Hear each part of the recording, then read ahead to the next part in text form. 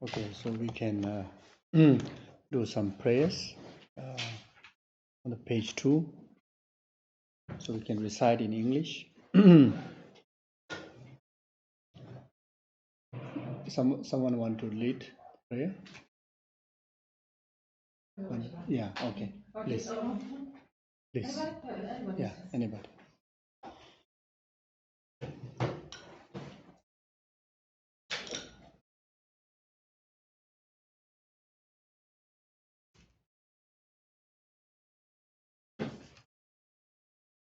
So page number 2, prayers to Shakyamuni Buddha.